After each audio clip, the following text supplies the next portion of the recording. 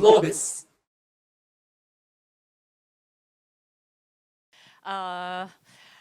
So how do we do the U.S. Japan relationship in 45 minutes? We will hopefully just have a good conversation. I was very impressed last year when I was here at the Globus G1 Global with the quality of the questions. So I definitely want to leave time at the end for that.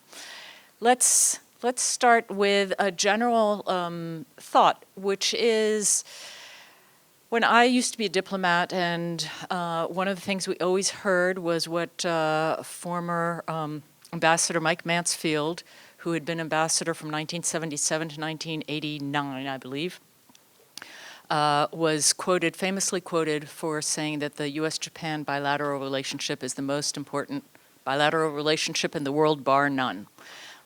That was sort of the mantra that people say. I confess that I came a little later than the Mansfield generation, and I used to think, you know, that's kind of a tired statement. I mean, we have China now. You know, there's a lot going on. You know, I was not that impressed. I was very polite about it, but it never resonated.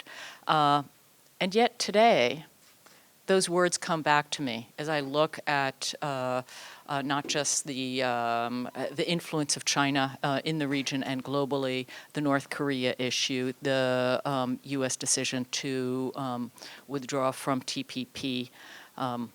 Isn't this the relationship, the most important bilateral relationship in the world? So with that is really how I would like to start this talk, and I'm going to start with Rui.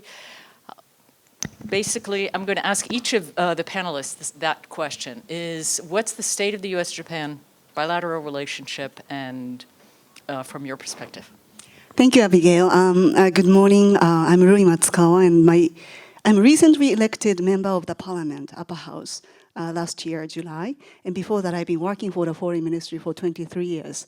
And by the way, I studied at Georgetown, so I'm a Go-Hoya Georgetown graduate. And simply responding to your question, I think the Japan-US relation is great. Well, take the leadership. Prime Minister Abe has maybe the most closest relationship among the world leaders with Mr. Trump, the president of the US. For the defense corporations, it's deepening and deepening, and almost like a day-to-day operation. When the North Korean crisis is coming, I think it's really close and much deeper, especially after our legislation on the security issue was passed.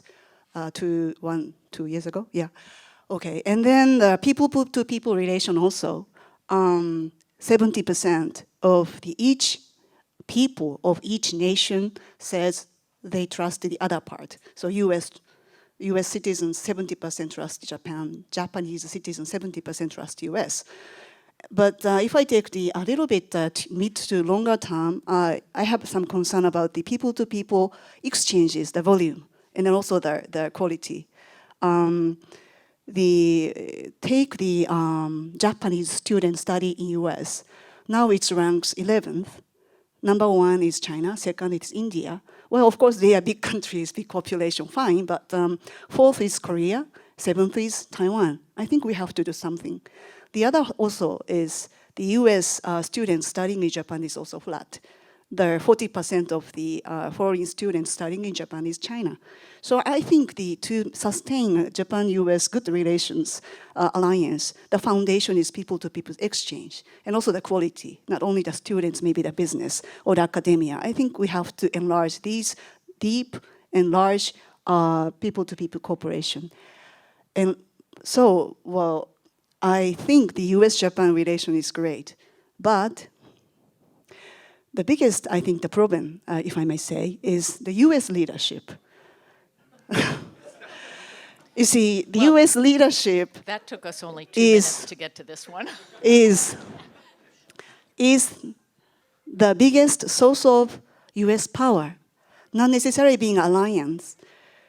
Many countries followed what U.S. assert, what U.S. proposes, because U.S. was considered to be the world leader who cares about the international liberal order and takes responsibility. Now that after TPP, withdrawal and the withdrawal from the Paris Treaty on that is shaking. Simply put, I think it's not good for U.S. and Japan relations to look, Mr. Xi Jinping looks much more decent than Mr. Trump. Thank you. Thanks very much. Glenn, what's your take? So I may be one of the few people in the room who's old enough to remember Mike Mansfield being ambassador, because I was at USTR, Office of the U.S. Trade Representative, from 1985 to 90. And so Mike Mansfield was the ambassador here. I used to see him every month when I would come to Japan for trade negotiations. It's very true that in the mid to late 80s, Ambassador Mansfield used to say U.S.-Japan relationship was the most important bilateral relationship, bar none. And at that time, at USTR, for instance, although the Office of the U.S. Trade Representative deals with trade negotiations with all the countries that we deal with in trade, Japan probably took up about half of the time of the U.S. Trade Representative, because there were so many economic issues, trade issues, some investment issues, but mainly trade issues between the U.S. and Japan. So at that time, because of the high visibility of Japan, and because of the importance of Japan as an economy, at that time, you may remember that in the 80s, there were some economists in both the United States and Japan saying that by the year 2000, Japan would overtake the US economy in terms of GDP. So because of that concern and respect about Japan, the visibility was very high. When I was at Harvard Business School in 1979, 78, 79, at that time, about half of the courses in the biggie, BGIE, Business, Government, International Economy, half of the cases were about Japan, either about Japanese industrial policy or about Japanese management. So it's very true. At that time, the visibility was high. Now, in the 90s, after the bubble burst in Japan, and after the June 1995 settlement on auto and auto parts between then USTR Cantor and then MITI Minister Hashimoto, the U.S. shifted its focus away from the economic issues to the security issues for three reasons. One was the North Korean nuclear issue, the second was the Taiwan Straits issue, and the third was the rape of the 12-year-old girl in Okinawa in September 1995. So these three issues really shifted the focus of the Clinton administration at the time to security issues. And I would say that in 1997, when Madeleine Albright became Secretary of State, I greeted her at the embassy in Tokyo as the Vice President of the American Chamber of Commerce in Japan. And we told her, you know, in the 1970s and 80s, Japanese thought it was Japan bashing. In the early 90s, people thought it was Japan passing, because the Clinton administration had designated BEMs, B-E-Ms, big emerging markets, 10 around the world. 4 of them were in Asia, South Korea, China, Indonesia, and India, excluding Japan. So in the early 90s, many people thought it was Japan passing. And then by 97, people in Japan said, is Japan nothing? Japan's being ignored completely. So I think that recently, especially because of the North Korean situation and China, the relationship between the U.S. and Japan has become much more focused on the security side, I think less on the economic side, with the exception of TPP, which the President has withdrawn the United States from. So I think that it's true, as you said, Abigail, that the U.S.-Japan relationship is being kind of reassessed now for its importance, but it is much more on the security side than on the economic side. Great, thank you. And that leads perfectly to Yuki Tatsumi answering this question. Yuki is one of the foremost experts on the U.S.-Japan security relationship. So, but right now, I think this is kind of a complicated, complex, multi-layered issue to unpack. But I think to put it simply, U.S.-Japan relations at the moment looks great. But especially because Prime Minister Abe and President Trump seem to enjoy a very good chemistry. And then I think a personal relationship between the two is actually quite genuine. And then it's actually ironic that I think as much as there's an anxiety about unpredictability of President Trump, the Prime Minister Abe's personal chemistry with President Trump is actually so much better, I think, compared to his relationship with President Obama. So it's a kind of an ironic situation we're seeing here. But so leadership level, I think it is great. But when you peel off that, then look at the actual working issues, I do think there are some concerns.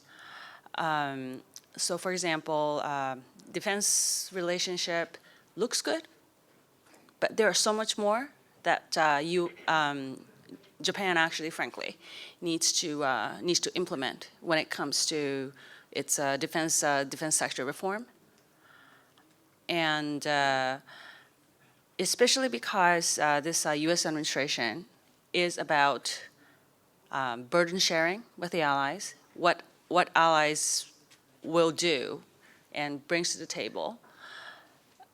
There are some gaps with what Prime Minister Abe said 2 years ago when he was in Washington about what Japan will be able to do in terms of its security policy.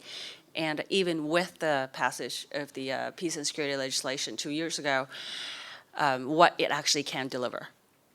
So no one is talking about it right now because everybody's so focused on the North Korean threat, and which is real. When you step back a little bit and what Prime Minister Abe had promised and what Japan can actually deliver, there are some issues. And it is also, when it comes to purely security alliance management issue, I fundamentally think there is a certain tone deafness going on when you have Japan does station quite a large number of U.S. forces in Japan, and those forces are here to defend Japan, but then also to respond to regional crisis. Then, you have a local protests on suggestions for further restricting U.S. service members' activities based on status of force agreement between the two governments, when there is a real danger facing Japan. There are some tone deafness in this country that goes on. So that actually does worry me. Yeah, I think one of the things that you're touching on that we're seeing in the U.S. With the U.S. administration is we used to talk about escalation of rhetoric, but perhaps what we are seeing now is the rhetoric of escalation. And that certainly is impacting the North Korea situation and others. This morning at the plenary session,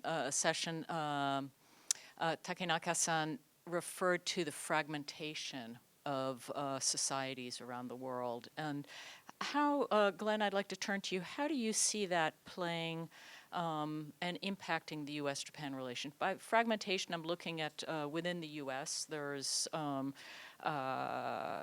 great differences of opinion, perspective. There's a sense that it's difficult for people to cross the aisle and have dialogue. Within Japan, maybe you could comment a little on what you're seeing in Japan. I'd also ask Rui about that later, but what's your sense? On the security side, I don't see the fragmentation in the United States affecting the U.S.-Japan relationship, at least at this point.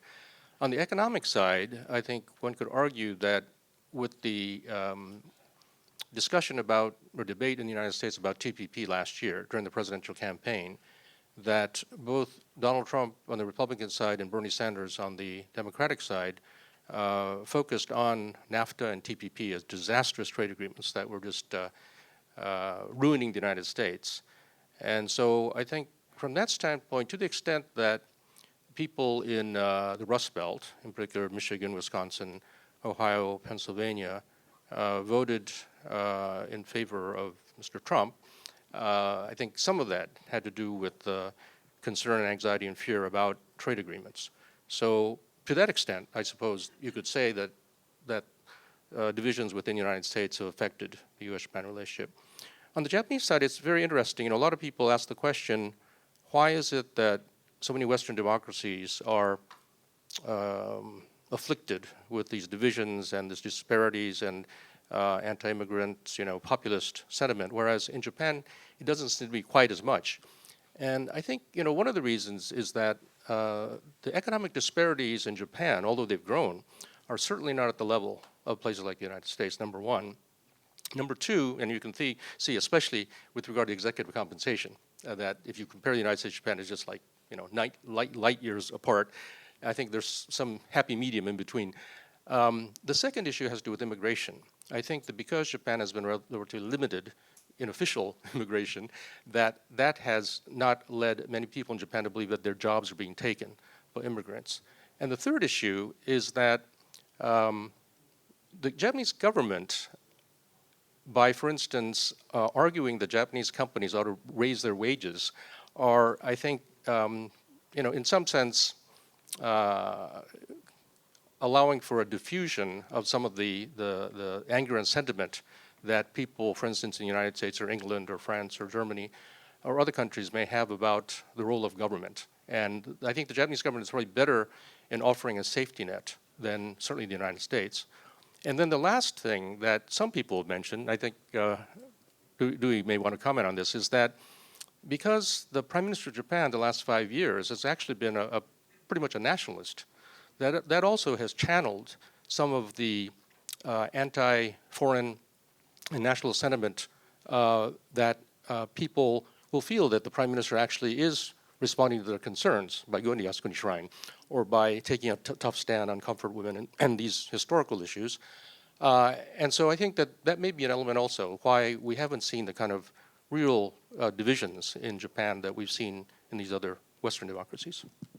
Yeah, a couple of points that are interesting on immigration. The irony is that one has a situation in Japan where the national government is reluctant to really develop an immigration policy, and you have localities that are desperately in need of workers that are much more eager to come up with some kind of an immigration policy that would allow for workers. Rui, what's your thought on some of these things? Yeah, I mean, I agree pretty much what Glenn says about the, I mean, Japanese society doesn't have as much, maybe the gaps or the disparity like the Western democracies. And because mainly maybe, of course, our culture, but also the, certainly immigration is not here. And the effect base is not really very small.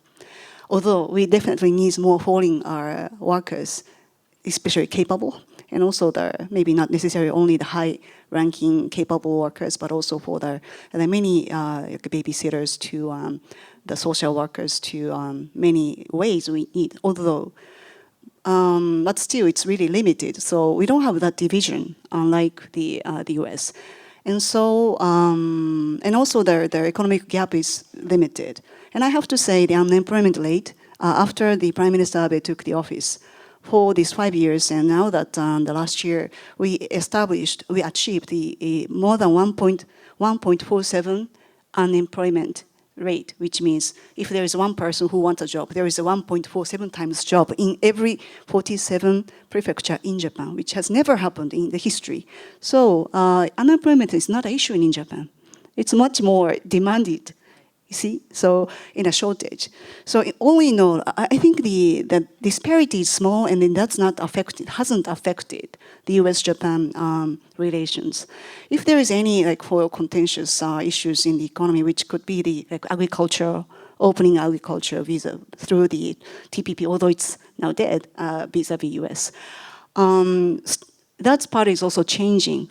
The Japanese government is now promoting the agricultural export. So it's not just the banning the, protecting our agricultural sectors, but rather Japan is now trying to enlarge the markets, export our agricultural products to the other countries in Asia or maybe in the US too. So, well, coming back to your question, I think it's not have much effects on the Japan-US relations. Having said that, the last point that Glenn raised about the Prime Minister Abe is in a way sort of absorbing a kind of potential complaints to their possible complaints by being a nationalistic posture, maybe. But I have to say that's part of nationalistic posture is not vis-a-vis the US. It's to the, for example, China or maybe the Korea when there is historical issues or maybe territorial issues coming up. So, well, I don't know whether I answered your question really well. I think the angle is not that different. I think it's not the issue. I think what we need to maybe focus on is whether the U.S.-Japan Relations Alliance can work on the real agenda in the region or not.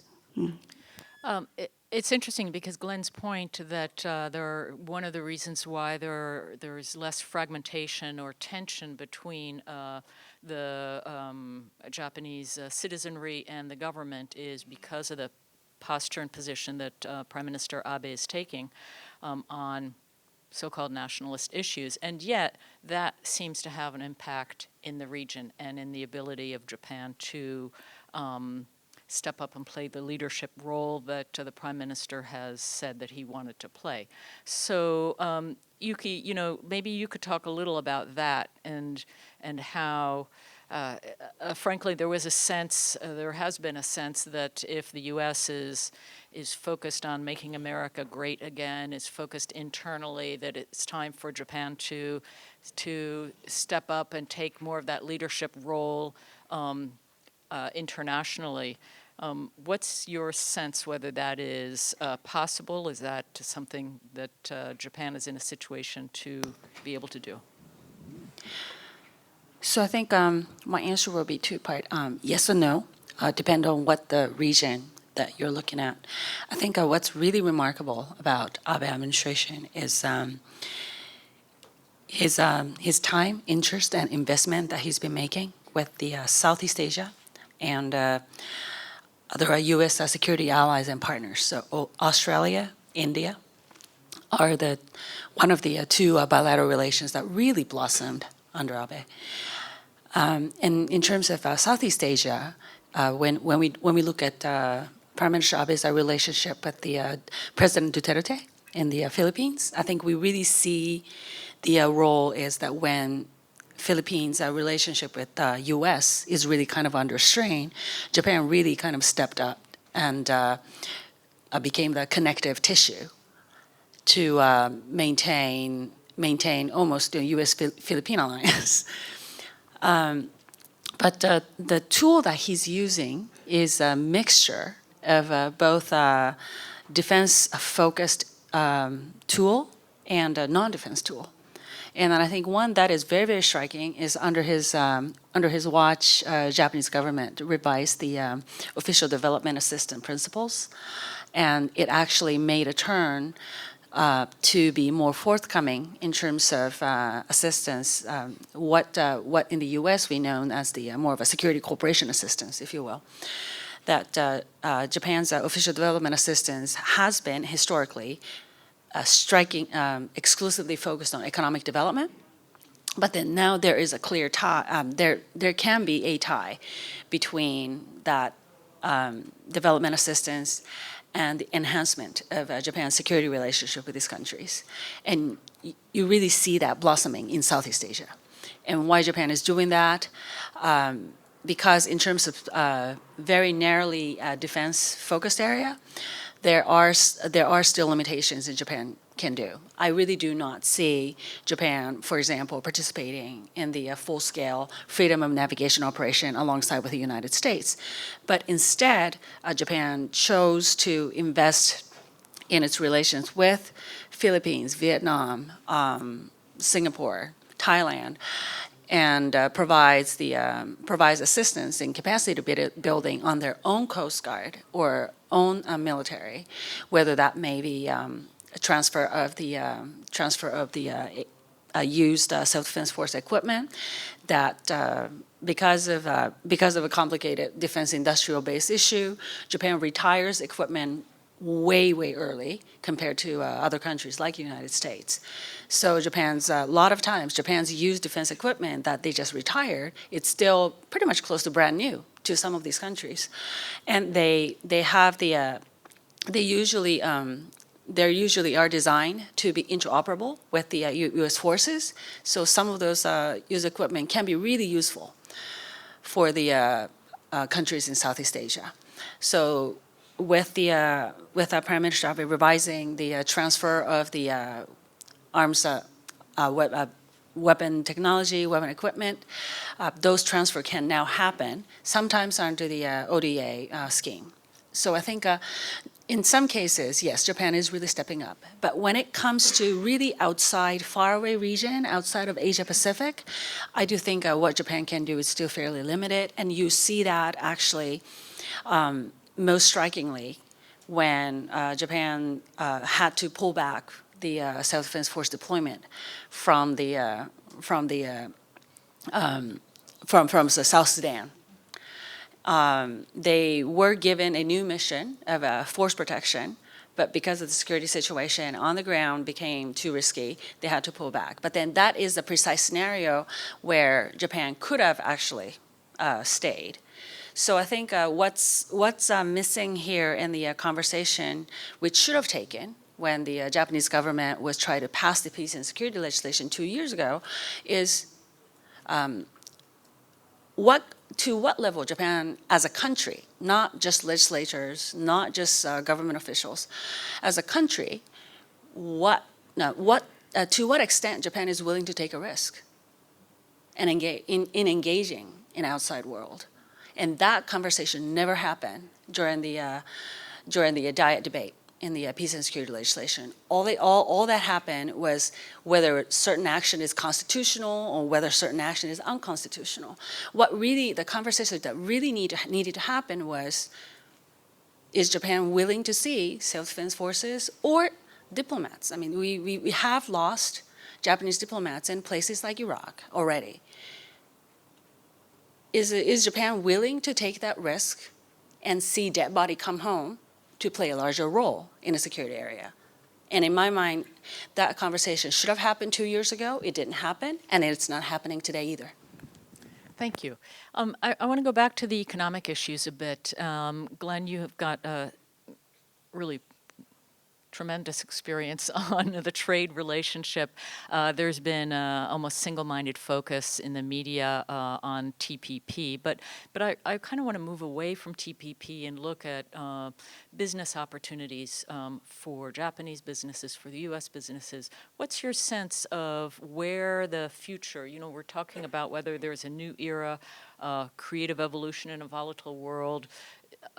What is your sense of the future for businesses, Japanese SMEs, U.S. businesses partnering? Well, my sense is that a lot of Japanese companies are kind of reassessing the importance of the United States in a positive way, that is, looking at the United States as a safe place to do business. And I think there's some interesting kind of political encouragement of this now, because during the campaign, candidate Trump talked about making America great again, and that included, he said, bringing back the coal industry, the steel industry, the auto industry, and so forth, manufacturing back to the United States. And it's, I think, partly in response to that the Japanese government has offered this initiative, the economic initiative that Deputy Prime Minister Aso and Vice President Pence are supposed to chair, although the meeting keeps being postponed, I think in part because there aren't many people on the U.S. side in positions yet at the undersecretary or assistant secretary level.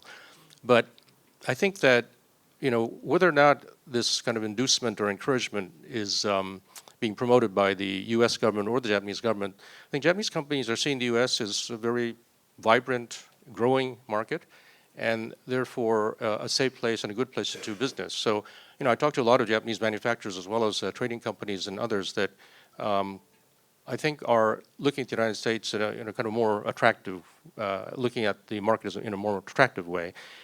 As far as the American companies in Japan, I think there are many companies that are very successful and doing very well here, including General Electric and Boeing and many of the pharmaceutical companies, some software companies.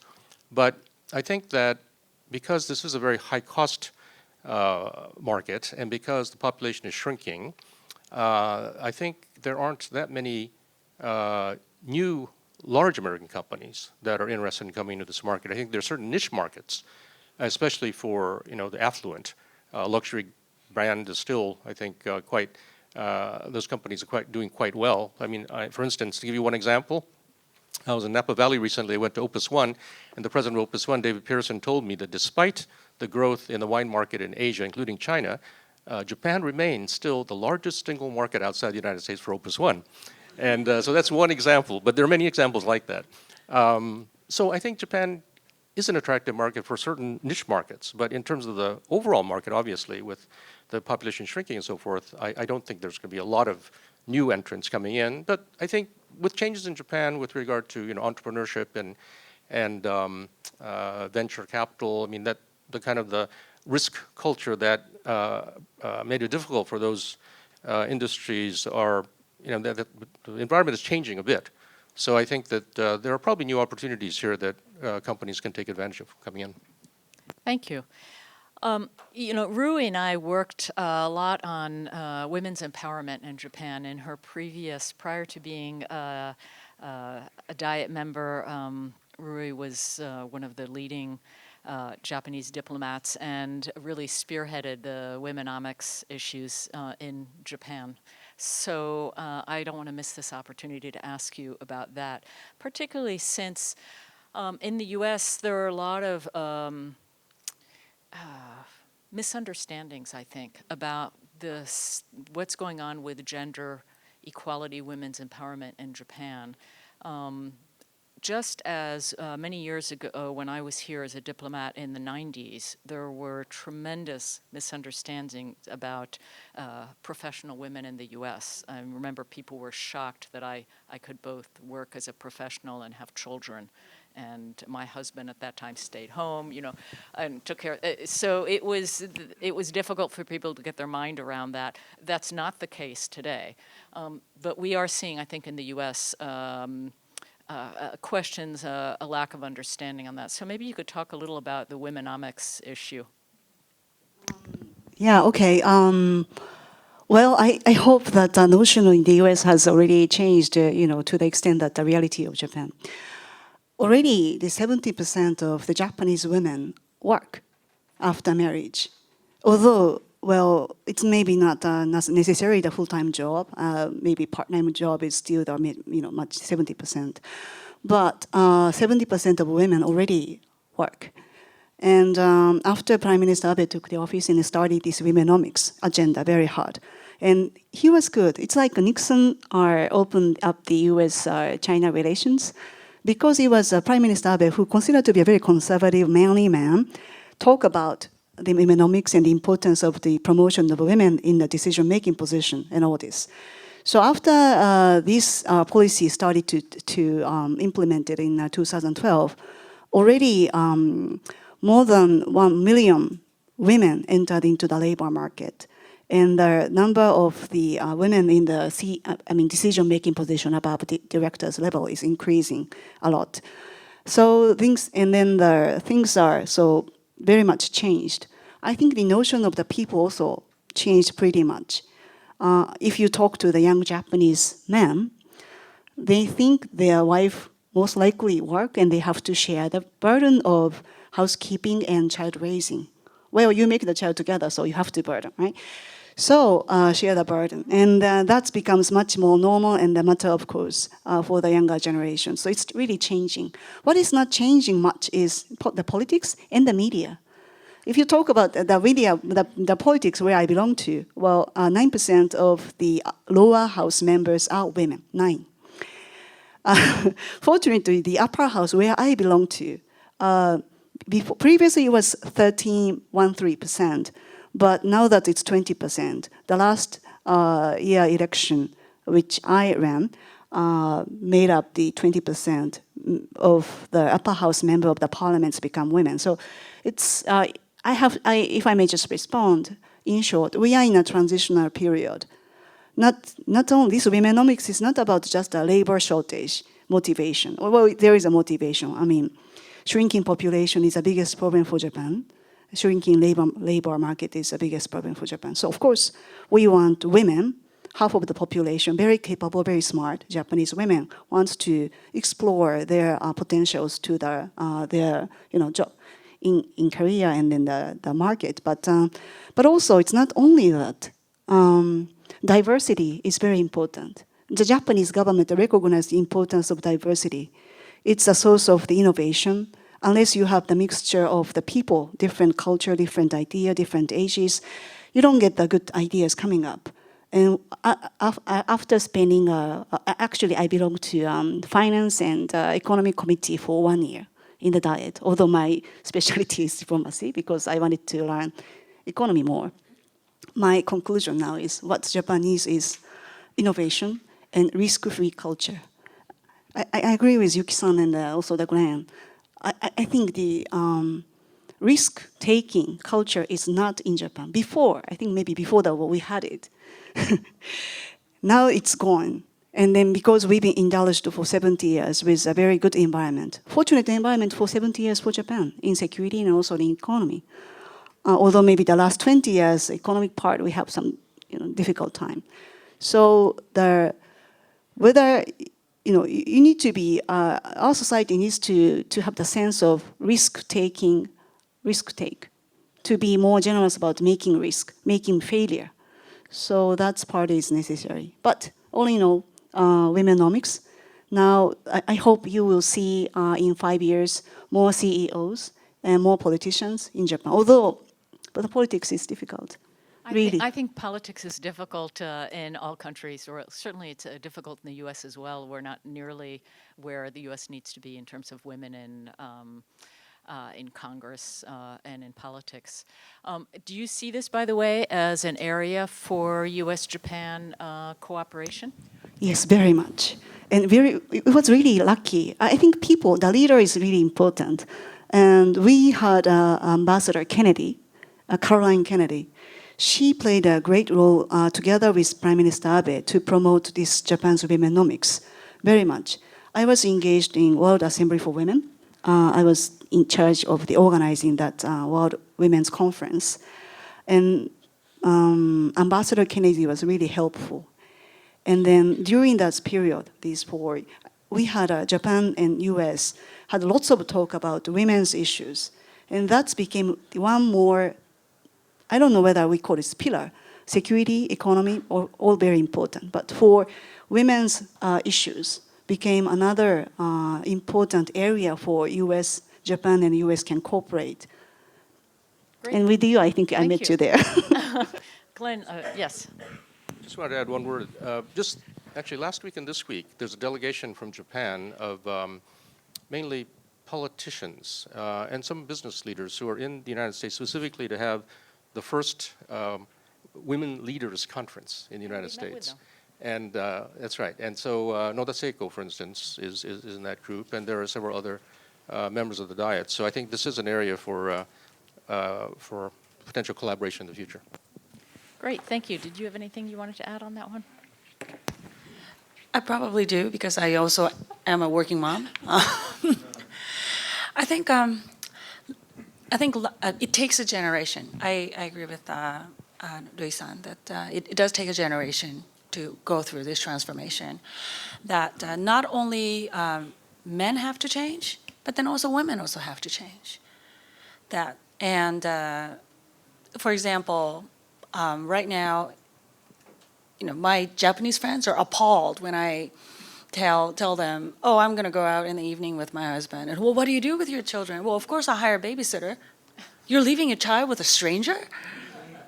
So sensitization of some of those ideas has to start somewhere if women are really fully engaged in the professional development.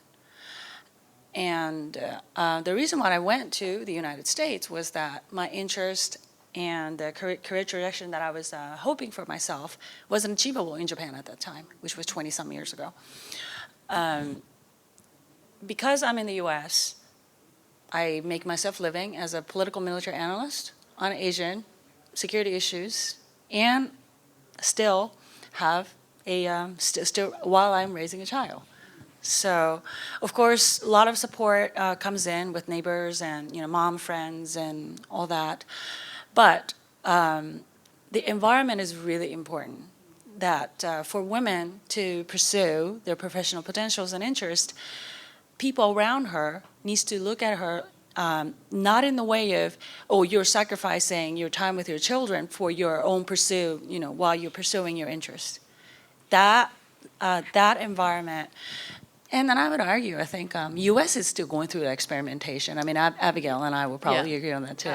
I was going to say, I'm actually very optimistic about women's empowerment in Japan over the longer term, because everything that I see today in Japan is very familiar to me in terms of the issues that I, as a professional woman with children, had to deal with at the beginning of my career many years ago. So we're not seeing things that are out of the norm.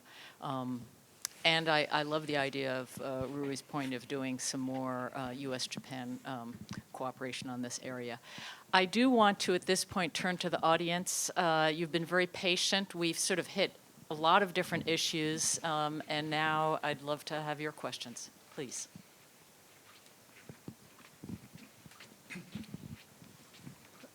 Noriki Shikata from Japanese Foreign Ministry. I have a question regarding U.S. trade policy, especially toward Asia. And I guess lots of people think that because President Trump said withdraw from TPP, TPP is almost dead. But we are still working on TPP minus the United States, TPP 11, and there is a possibility that in November, in the context of APEC leaders meeting, there could be agreement.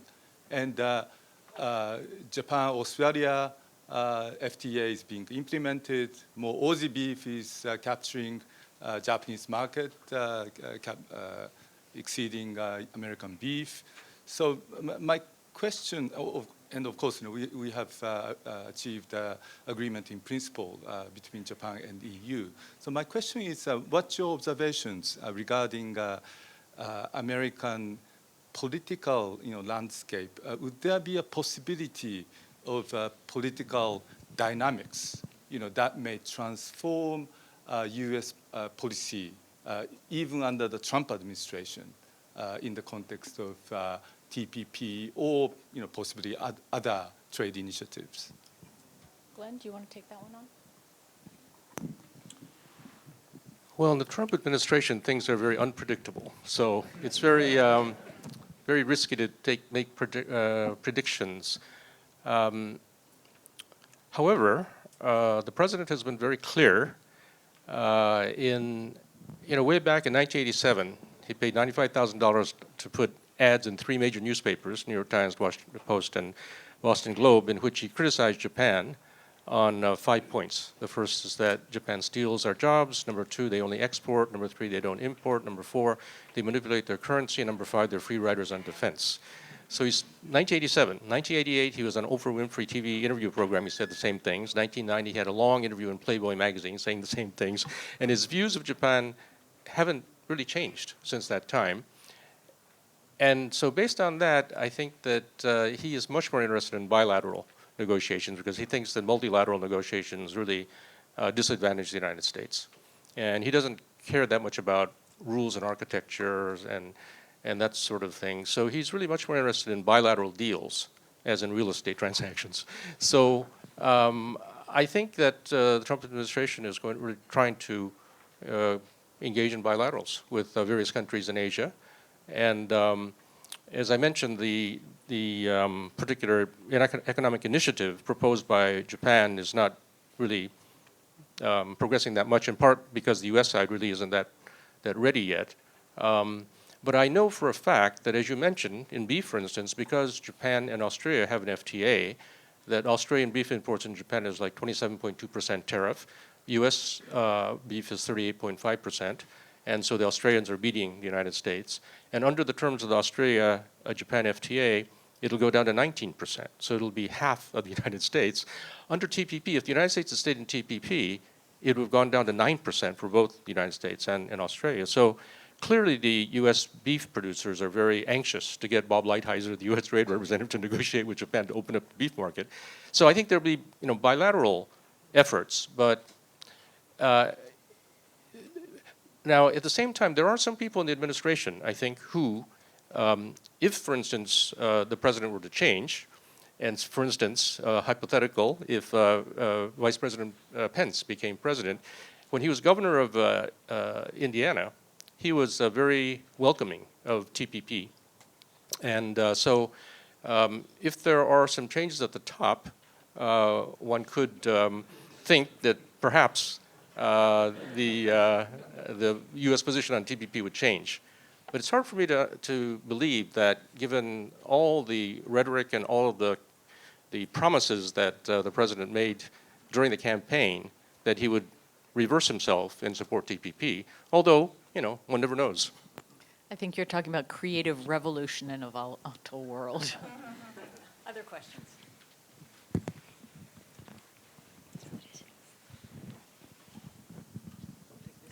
Thanks, Abigail. My name is Tetsuo Ochi from MCP Asset Management. I have a question to Yuki-san and Glenn-san about the U.S. policy. Is there any chance that the U.S. going to choose the Condoleezza Rice option? She's, of course, one of the great women.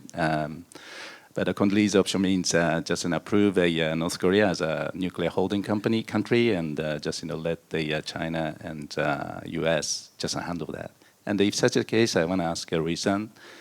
Is there any feasibility or possibility that Japan's going to take a nuclear sharing option with the United States? So I think for this administration or any U.S. administration, accepting North Korea as a nuclear state is not an option. I don't think it would ever get there. Like, I think I very much agree with Ambassador Zumwalt, who spoke in the panel before this time, that denuclearizing North Korea will remain as a U.S. ultimate goal. Does it happen soon? I do not think so. It will be a long, complicated process, but I don't see U.S. giving up that goal. And there are a couple of reasons for this. Number one, it sends a very wrong message to the nuclear non-proliferation order that U.S., frankly, has helped create under the Non-Proliferation Treaty. And then it just sends a very wrong message to the countries or entities who are hoping to acquire such capabilities, and also sends a wrong message to other responsible countries, including Japan, who could have the technological sophistication level to choose that option, but decided not to do so. So that's reason number one. And number two, if United States abandon the goal of not accepting denuclearization of North Korea, what kind of message does it send, of course, to the South Korea and Japan as American commitment in the alliance and in the extended deterrence and nuclear umbrella? But beyond Asia, what kind of message does it send to other allies around the world in terms of what it says? So for these two reasons, I really don't see U.S. giving up that goal. And like Ambassador Zumwalt said, will it be the goal that can be achievable in, let's say, next 12 months, 24 months? Highly unlikely. But as an ultimate goal, U.S. will continue to keep that option. And but in terms of a nuclear sharing arrangement that you just mentioned, I think that is the issue that needs to be discussed with U.S. and Japan in the context of the alliance management, regardless of North Korean issue. Just given the fact that North Korea is practically firing off something every other week, and behind North Korea, we're so focused on North Korea, but also China is a nuclear weapon state. So given that situation, I think that option needs to be discussed regardless of the current North Korean threat. And what was the part two of your question for Louis? Just about whether the feasibility or possibility of the nuclear sharing between Japan and the United States. Oh, it's a difficult question, especially politically difficult question. It's this on the no, it's not off the record, so I have to be careful. But I pretty much agree with what Yuki-san said. I mean, U.S. is not the kind of the country to let North Korea to pose the threats to the physically possible threats to the U.S. forever. So, well, the denuclearization will be the ultimate goal for the U.S. and also the international community. But that having said, well, the present status which means the North Korea, practically speaking, has a capability of nuke. How long will it last? Or maybe will it last forever? We don't know. But since that situation considered to be continued for pretty much long time, I think it is quite natural for the security experts to think about what are the best options for Japan to protect its nation.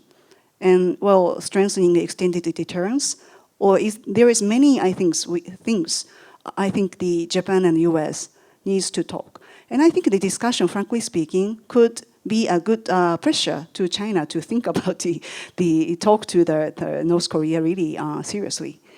So I cannot really respond to the question. I'm not a fortune teller for this difficult question. But I think the protection of Japan, defense of Japan, especially that this deterrence part, should be seriously discussed. Tori from Novartis. I have a very simple question. How long do you think Trump will last? The chance or opportunity for impeachment, or would he be ready to be re-elected?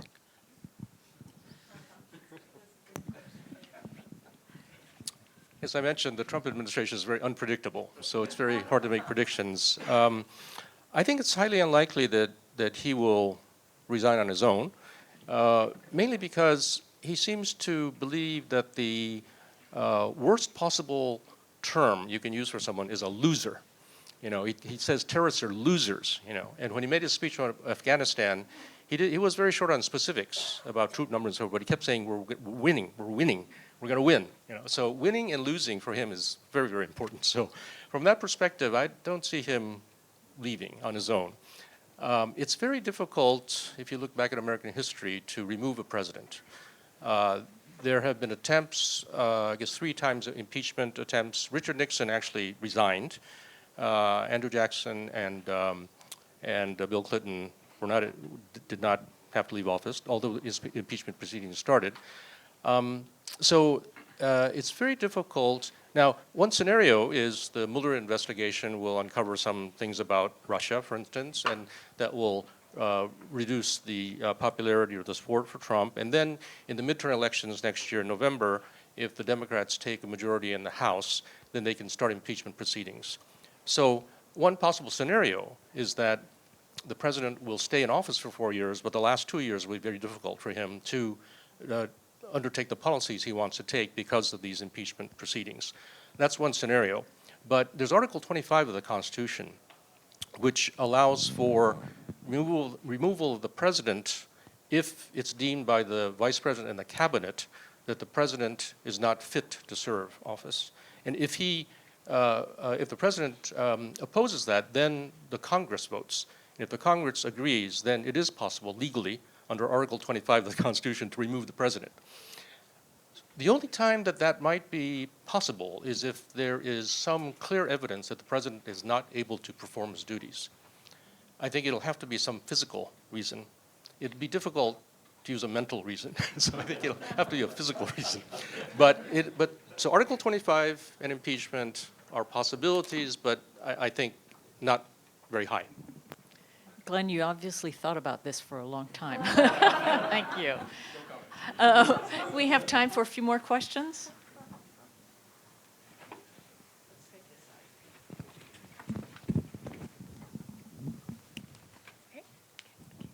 Thank you. Henri Barki from Lehigh University. As a complete novice to all things Japan, there was a discussion earlier about the use of Japanese defense forces outside of Japan. We talked about Somalia. Let me postulate a scenario here. In the next few years, there may be an end to the civil war in Syria. And Syria will need enormous amount of reconstruction, not just financial, but it will have to come with security because ISIS is not going to disappear. You'll have to rebuild. Is there any chance, given the disruption that we see in the United States, but any chance that the Japanese, with maybe a few other countries, would take the lead to do something in Syria?